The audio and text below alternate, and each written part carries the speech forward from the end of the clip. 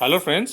आज हम section 160 of companies act 2013 और इसके साथ जुड़े हुए rule 13 of companies appointment and qualification of director rules 2014 के बारे में डिस्कस करने वाले हैं। ये डिस्कस करने के पहले मैं आपको एक चीज़ बता देता हूँ कि ये जो चार्ट है और ये वीडियो है, ये इंस्टीट्यूट के स्टडी मटेरियल को देखते हुए बनाया गया है।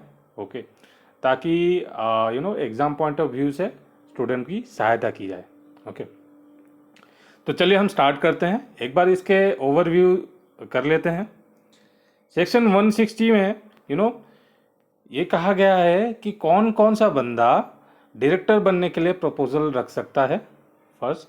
सेकंड, हम देखेंगे कि इसकी प्रोसीजर क्या है। ओके, थर्ड, हम देखेंगे कि कौन कौन से सिचुएशन पे डिपॉजिट रखा जाता है, डिपॉजिट का रिफंड मिलेगा। और चौथा, हम देखेंगे कि कौन कौन से कंपनियों को ये एग्जेम्प्टेड है। फाइन, तो चलिए हम स्टार्ट करते हैं। पहले जो कौन प्रपोजल रख सकता है डायरेक्टर बनने के लिए। फ्रेंड्स, जैसे कि आप ये चार्ट देख पा रहे हैं, इसमें मैंने एक चीज़ मेंशन किया है कि retiring director in terms of section 152 उसके लिए एंट्री नहीं है। ओके, कहने का तात्पर्य ये है कि ये retiring director in terms of 152 है, वो डायरेक्टर के लिए प्रपोजल नहीं रख सकता है एज पर सेक्शन 160। ओके, इसका मैं आपको एक लॉजिक बता देता हूँ। जो रिटायरिंग डायरेक्टर है, फाइन, उसे सेक्शन 152 में ऐसा भी कहा गया है कि रिटायरिंग डायरेक्टर जो है वो रीअपॉइंट हो सकता है। ओके, तो इन केस रिटायरिंग डायरेक्टर अगर रीइलेक्ट नहीं होता है, ठीक है, तो वो क्या करेगा? वो कोशिश करेगा कि सेक्शन 160 के रूट से डायरेक्टर बने। तो इसीलिए लॉ ने एक प्रावधान बनाया है कि जो रिटायरिंग डायरेक्टर है, ओके, वो प्रपोजल नहीं रख सकता है अंडर सेक्शन 160 रूट में। ठीक है, तो अब हम देखते हैं कि कौन प्रपोजल रख सकता है। बाकी क्या है? अदर्स है, अदर्स लिखा हुआ है जो आप देख पा रहे हैं। फाइन, एग्जाम्पल के तौर पे मैं आपको बताता हूँ। जैसे कि आप देख पा रहे हैं, एग्जाम्पल के तौर पे additional director, alternate director, nominee director, या director who has been appointed to fulfil the casual vacancy. Okay, ये जो डायरेक्टर आप देख रहे हो, ओके, ये चार डायरेक्टर ये रेगुलर डायरेक्टर नहीं है। ओके, ये इनकी जो टर्म्स है, इनकी एक पर्टिकुलर पॉइंट ऑफ टाइम पे एक्सपायर हो जाएगी। ओके, तो अगर ये रेगुलर डायरेक्टर बनना चाहता है तो फिर इस रूट से वो अप्लाई कर सकता है। और पॉइंट नंबर 5 में भी देखो कि जो रिटायरिंग डायरेक्टर का जब रीअपॉइंटमेंट नहीं होता, उसके जगह पे किसी और बंदे को अपॉइंट किया जाता है, तो उसके लिए भी ये रूट यही रूट जो है उसे एंट्री मिलेगी सेक्शन 160 के अंदर। तो आई होप आपको समझ में आ गया कि कौन अप्लाई कर सकता है और कौन नहीं कर सकता है। चलिए हम चलते हैं अब नेक्स्ट स्लाइड पे। फ्रेंड्स, नेक्स्ट स्लाइड में प्रोसीजर दिया गया है, कैसे अप्लाई करना है, क्या करना है, ये सारे डिटेल्स में बताया गया है। ये इंपॉर्टेंट है, इसे आप ध्यान से सुनो। तो जो बंदा है, ओके, जो बंदा बनने चाहता है डायरेक्टर, वो खुद से अप्लाई कर सकता है। जो बंदा अप्लाई करेगा ज़रूरी नहीं हो कंपनी का मेंबर हो, वो नॉन मेंबर भी हो सकता है। ओके, फाइन, ये तो हमें पता चल गया। जो बंदा अप्लाई करने चाहता है खुद से वो कर सकता है। अभी और एक चीज़ है कि कोई दूसरा मेंबर वो भी उस बंदे के लिए प्रपोजल रख सकता है। ओके, फाइन, यहाँ पे एक पॉइंट इंपॉर्टेंट है। जब मैं मेंबर कह रहा हूँ तो मेंबर ज़रूरी नहीं हो इंडिविजुअल मेंबर हो, नॉन इंडिविजुअल मेंबर भी हो सकता है। एग्जाम्पल के रूप में कोई कॉरपोरेट बॉडी जो मेंबर है कंपनी का, वो भी प्रपोजल रख सकता है किसी और बंदे के लिए। ओके, तो हमें ये क्लियर हो गया। दो टाइप जो है, एक तो खुद से, जो कैंडिडेट खुद से वो कर सकता है, और एक कोई और मेंबर भी प्रपोजल रख सकता है। ओके, तो उसे करना क्या है? फाइन, प्रपोज करने वाले जो बंदा है ना, उसे रिटर्न नोटिस देना है। प्लस 1 लाख रुपए डिपॉजिट करना है। ओके, किसे, कहाँ पे रिटर्न नोटिस देना है? कंपनी के रजिस्टर्ड ऑफिस पे। Okay fine. अच्छा, और एक चीज़ बता देता हूँ, अगर निजी कंपनी है तो 10,000 ही डिपॉजिट करने पड़ेंगे।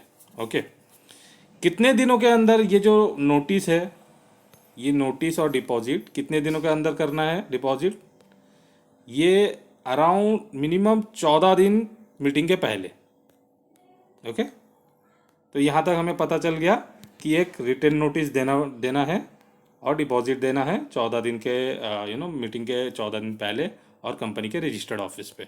ओके, और एक चीज़ सुन लो, ये जो डिपॉजिट है ना, ये एप्लीकेबल नहीं है कुछ केसेस पे। मैं आपको ये भी बता देता हूँ।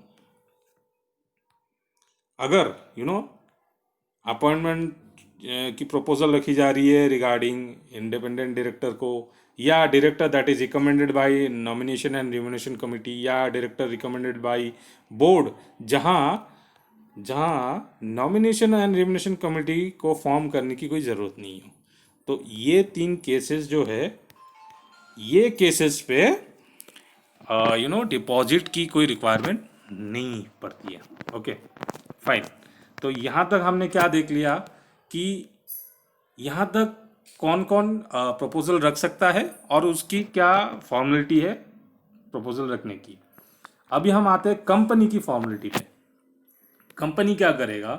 कंपनी को नोटिस मिलते ही ओके, इंडिविजुअली सारे मेंबर्स को इन्फॉर्म करने पड़ेंगे individually through the notice. Okay, और कैसे करेंगे? अगर मेंबर ने ईमेल आईडी कंपनी को प्रोवाइड किया है तो इलेक्ट्रॉनिक मोड से, और बाकी सारे जो रिमेनिंग मेंबर है उसको राइटिंग से। ओके, प्लस वो जो नोटिस है, अगर कंपनी के पास वेबसाइट है इफ़ एनी, तो उस केस में ये जो नोटिस है उसे वेबसाइट पे उसे पोस्ट करने पड़ेंगे। फाइन। तो हमने ये देख लिया कि कंपनी का क्या क्या फॉर्मेलिटी है। बट और एक चीज़ बता देता हूँ, सपोज ये जो मैंने आपको बताया इन्फॉर्म करना, ये अगर कंपनी नहीं करता है तो कंपनी के पास और एक ऑप्शन है। ओके, वो है जो न्यूज़पेपर है, वर्नाकुलर न्यूज़पेपर, जो रजिस्टर्ड ऑफिस के डिस्ट्रिक्ट पे सर्कुलेट होता है। ओके, वो वर्नाकुलर न्यूज़पेपर पे और इंग्लिश न्यूज़पेपर पे पब्लिश करेगा। Okay, minimum at least once. Okay, अभी और एक चीज़ बताता हूँ, ये कितने दिनों के अंदर करेगा?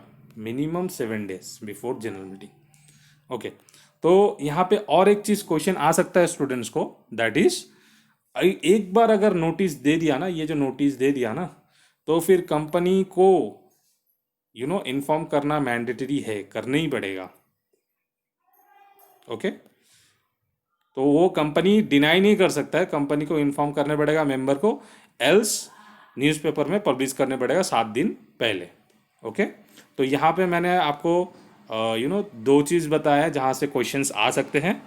एक तो मेंबर है, मेंबर मतलब इंडिविजुअल मेंबर भी हो सकता है, नॉन इंडिविजुअल मेंबर भी प्रपोजल रख सकता है फॉर अदर कैंडिडेट। ओके, और दूसरा मैंने एक चीज़ बताया कि एक बार नोटिस दे दिया तो company cannot deny to inform the members or else publishing in the newspaper.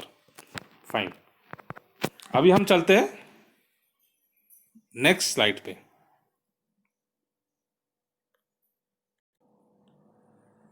Friends, कुछ टाइम पहले हमने एक डिपॉजिट की बात की थी। तो ये जो डिपॉजिट है, ओके, अगर वो जो प्रपोज बंदा है वो अगर सिलेक्ट हो जाता है, ओके, अगर सिलेक्ट हो जाता है तो वो जो डिपॉजिट किया है वो रिफंड हो जाएगा। ओके, और एक सिचुएशन में आपको बताता हूँ कि अगर जो प्रपोज बंदा है उसको 25% से ज़्यादा of total valid vote cast on show of hand और पोल, ओके, अगर मिलता है तो उस केस में भी रिफंड हो जाएगा। ओके, यहाँ पे गौर करने वाली चीज़ है, greater than 25% of total valid vote cast on show of hand और पोल। ओके, यहाँ पे एक क्वेश्चंस आ सकता है, चांसेस है। ओके, ऐसा आ सकता है कि मान लो बंदे को 23% of total valid vote cast by ballot मिला है। ओके, अगर बैलेट से मिला है तो फिर रिफंड नहीं होगा। आपको ध्यान देना है, अगर show off show of hand और पोल से ही होनी चाहिए, बैलेट से हुआ तो नहीं मिलेगा रिफंड। ओके, और लास्टली अदर केसेस पे रिफंड नहीं मिलेगा। ओके, और एक चीज़ इसमें इसके बारे में बता देना चाहता हूँ। सेक्शन 8 कंपनी जो है, सेक्शन 8 कंपनी का बीओडी डिसाइड कर सकता है, बोर्ड ऑफ डायरेक्टर डिसाइड कर सकता है रिफंड करना है या फॉरफिट करना है, इन केस अगर 25% से 25 या 25% से कम आया। ओके, तो आई थिंक आपको रिफंड का प्रोविजन समझ में आ गया है। अभी लास्ट स्लाइड पे हम चलते हैं। ये last slide is very easy. Okay, ये सेक्शन कौन कौन से कंपनी को एप्लीकेबल नहीं है। पहला तो है Holi own government company. Holi own government company का कहने का तात्पर्य ये है वो कंपनी जिसमें entire paid up share capital central government या स्टेट गवर्नमेंट ने होल्ड किया है। ओके,